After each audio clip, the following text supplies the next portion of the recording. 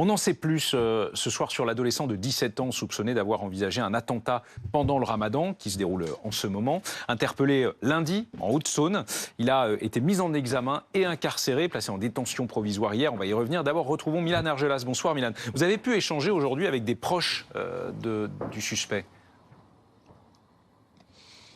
Oui, effectivement, nous avons pu échanger avec des membres de la famille de ce jeune homme de 17 ans, une famille qui ne pratique pas avec assiduité la religion. En revanche, ils savent que le jeune homme de 17 ans est très pratiquant. Ses proches nous ont confirmé que l'adolescent de 17 ans avait bien fait l'objet d'un suivi de la part des services de renseignement pour avoir regardé des vidéos de propagande de l'État islamique. Il avait d'ailleurs été suivi pendant 2 ans pour ça par un psychologue et un thérapeute, justement. Ce que nous ont dit ses proches, ce que nous ont dit sa famille, c'est qu'ils étaient particulièrement étonnés des dernières informations qui sont sorties. Le jeune homme ne leur avait parlé de rien. Il continue de le décrire comme un garçon calme et réservé.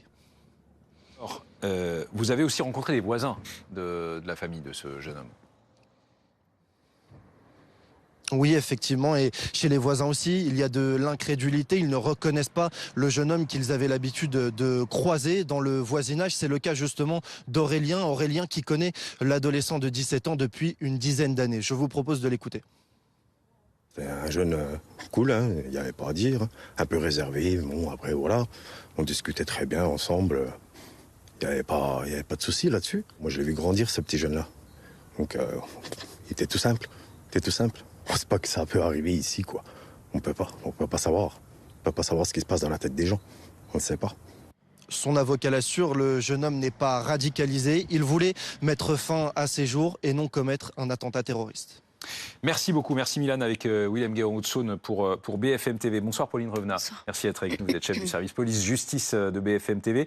Catherine Zwark, bonsoir et bienvenue à vous aussi. Vous êtes avocate, notamment de partie civile dans plusieurs procès terroristes. Merci d'être avec nous. Bonsoir. Et Jérôme Poirot, consultant BFM TV. Bonsoir Jérôme, ancien adjoint à la coordination nationale du renseignement. Que sait-on ce soir précisément sur le profil de ce jeune de 17 ans soupçonné d'avoir envisagé un attentat pendant la période du Ramadan, c'est donc en ce moment? Non, donc on sait qu'il était scolarisé dans ce lycée professionnel près de Vesoul. On sait qu'il était radicalisé, que sa famille ne l'était pas, que c'est une famille d'origine turque, qui travaille dans la maçonnerie, et qu'il sait visiblement, c'est un profil d'auto-radicalisation via les réseaux sociaux, via notamment ce profil très inquiétant qui monte beaucoup de mineurs ou jeunes majeurs qui s'abreuvent de vidéos propagande djihadistes et qui, par le biais des algorithmes, vont dans un phénomène d'addiction, en consommer de plus en plus et ensuite éventuellement envisager peut-être un passage à l'acte. Là, ce qui est intéressant, c'est qu'on était lundi matin, que sur la base d'un signalement, il savait qu'il avait un couteau. Et les gendarmes locaux ont décidé un contrôle inopiné qui en fait n'en était pas un. Et à l'intérieur de son sac de cours, il découvre un couteau, mais là on ne parle pas d'un opinel, on parle d'un couteau de combat de plus de 20 cm de long.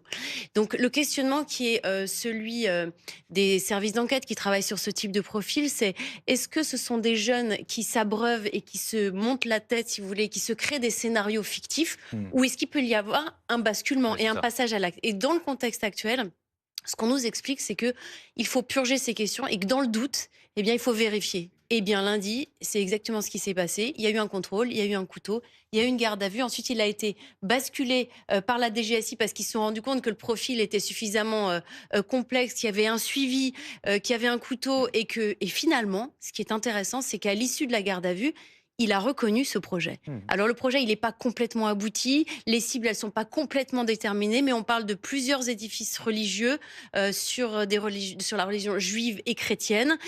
L'histoire on a parlé à un moment du consulat des États-Unis d'Israël, ça n'a pas l'air complètement établi.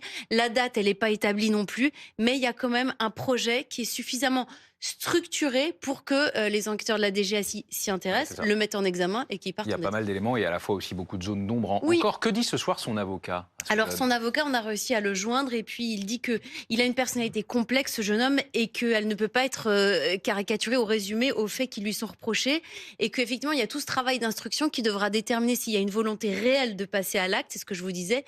Ce qui reste, selon lui, assez flou à ce stade. Et il dit également que c'est un enfant particulièrement fragile. Rappelons qu'il n'a que 17 ans, qu'il n'est pas radicalisé selon lui et que ses velléités de passage à l'acte relèvent plutôt d'une volonté de mettre fin à ses jours pour stopper un mal-être profond. L'instruction le déterminera. Vous savez qu'il y a des expertises psychiatriques, psychologiques qui va être très suivies. Là, il est en détention dans un établissement pour mineurs en région parisienne. Il continue d'être interrogé par le juge antiterroriste. Et ce qui est important, c'est que, il a été détecté, si je puis dire, et que la DGSI a estimé qu'elle a fait ce qu'il fallait et qu'ensuite ça a été judiciarisé. Maître, quel regard vous portez sur les éléments, il y en a quand même un certain nombre dont on dispose sur ce jeune radicalisé, soupçonné d'avoir voulu commettre un attentat dans les prochains jours, les prochaines semaines? Alors, ma première observation, c'est à propos de l'âge. Parce que de dire, finalement, ce que dit son avocat, il n'a que 17 ans. La patronne de la DGSI, quand elle est arrivée en poste en 2024, en janvier, et qu'elle a fait un bilan, eh bien, elle a expliqué que depuis 2023, Exact. il y a 70% des personnes impliquées dans des attentats qui ont moins de 21 ans. Donc, Radicalisé en ligne, Oui. pour la plupart, ce qui semble être le C'est cas exactement ce de ce profil. jeune. Donc il a le profil type, en fait, Tout à fait. exactement. d'une certaine manière. Exactement. Le profil type. Alors, certes, il va y avoir une instruction qui va déterminer exactement les éléments de radicalisation, mais il n'a que 17 ans. Aujourd'hui, ça n'est pas un argument. Jérôme Poirot. Non, en aucun cas. Je rebondirai sur ce que vous venez de dire. L'actuel procureur national antiterroriste, Olivier Christen, et son prédécesseur ont pris ces derniers mois, ou il y a un an pour son prédécesseur, publiquement la parole, ce qui est assez rare, et ils avaient insisté sur ce point-là, c'est-à-dire ils constataient un rajeunissement des terroristes ou des terroristes en puissance en parlant d'adolescents, d'enfants et même de jeunes enfants. Nous avons eu notamment l'an dernier des enfants de 12 ans et moins qui ont été impliqués dans des projets terroristes. Donc ce profil n'est pas étonnant, ça se passe à Vesoul, donc dans une partie de la France plutôt rurale. On peut comprendre le témoin que vous avez interrogé. On est toujours surpris que ça se passe près de chez soi, mais il n'y a pas d'endroit du territoire national qui était épargné par ce type de projet. Ce qui est intéressant sur ce phénomène de radicalisation par les algorithmes, c'est qu'il y a deux phénomènes, nous expliquons. C'est qu'il y a d'abord un support de vidéos anciennes, qui sont des vidéos qui datent d'il y a plusieurs années, où il y a des images effroyables de décapitation, par exemple, de l'État islamique, qui tournent encore sur les réseaux sociaux, et du coup qui s'enchaînent, si vous voulez, les unes avec les autres dans des histoires d'algorithmes. Mais il y a également, nous dit-on, des nouvelles productions sur des formats très courts, générés par l'intelligence artificielle et qui viennent là de Syrie. Et donc c'est ce mélange des anciennes vidéos et des nouveaux formats qui séduisent les 15-25 ans, qui fait que ce jeune de 17 ans de Vesoul, il s'abreuve de ça, il s'enferme, il consomme, il s'enferme, il s'isole. Et ensuite, il décide ou pas d'y aller. Mais ce qui est intéressant, c'est que le terrorisme international qui semble s'adapter finalement au profil de celles et ceux. C'est ce que disait la patronne de la DGSI, qui disait il n'y a plus de berceau, si vous voulez. Les mosquées, c'est plus là que ça se passe, c'est derrière un ordinateur. Justement, maître, je rappelle que vous avez l'habitude des dossiers terroristes. Vous avez notamment travaillé sur l'attaque du marché de Noël de Strasbourg en 2018, sur l'attentat de Nice en 2016, partie civile au procès de Samuel Paty. Vous êtes aussi actuellement côté partie civile, celle Daesh, qui est en train, me semble-t-il, de se terminer. Quel est votre regard sur l'évolution des profils terroristes dans notre pays et de la méthode employée par les organisations terroristes elles-mêmes pour appâter ce petit monde-là? Justement, il y a cette utilisation accrue de la propagande par Internet, avec des personnes qui finalement restent chez elles, qui n'ont jamais été sur zone, et avec une facilité extraordinaire, parce que ça garantit l'anonymat. Ça garantit une certaine mondialisation, puisqu'on peut parler avec tous les pays du monde, et une efficacité parce que l'image, parce que la facilité. J'ai même entendu lors d'un procès un psychologue qui expliquait que l'un des accusés se berçait avec des vidéos d'exaction, c'est-à-dire que ça le détendait de les regarder. Voyez-vous, donc il y a en plus une addiction qui est créée.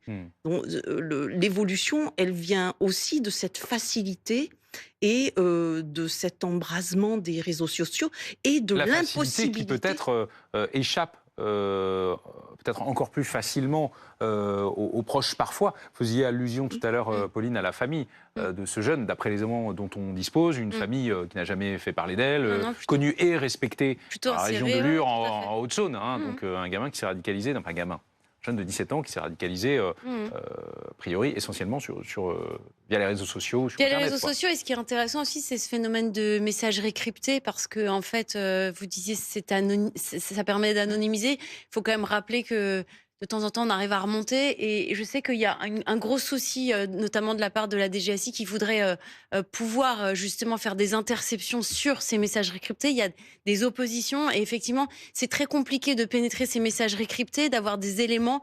On les a souvent a posteriori. On va découvrir qu'il avait ce projet internet, mais très souvent, si on pouvait les avoir en amont, eh bien, ça permettrait peut-être d'éviter un certain nombre de projets. Ouais. Oui, l'autre élément très intéressant et très important dans cette affaire, c'est que nous sommes dans un cas typique de ce que souhaite l'État islamique et ce à quoi appelle l'État islamique depuis 10 ans. C'est-à-dire, il dit à tous ses fidèles, si j'ose dire, ou à tous ses disciples ou disciples en puissance, où que vous soyez dans le monde, utilisez les moyens du bord, donc des couteaux, des armes blanches, des marteaux, des véhicules. Et là, c'était un couteau pour frapper nos ennemis, les croisés, les juifs, partout dans le monde. Et donc, ils ne savent pas, l'État islamique ne sait pas qui va frapper peut-être un jour, mais ce message est diffusé. Et puis, la production audiovisuelle sur les réseaux sociaux, et Pauline Revenaz le disait à l'instant, elle s'adapte aussi au goût des jeunes, donc avec ces productions très très courtes. Et donc, il y a une atmosphère, comme le dit si bien Gilles Kepel, de djihadisme d'atmosphère, mais qui est entretenu en permanence, et ce qui explique aussi que ces terroristes en puissance peuvent frapper n'importe où, à n'importe quel moment. Merci à tous les trois d'avoir accepté l'invitation de Newsbox sur BFM TV.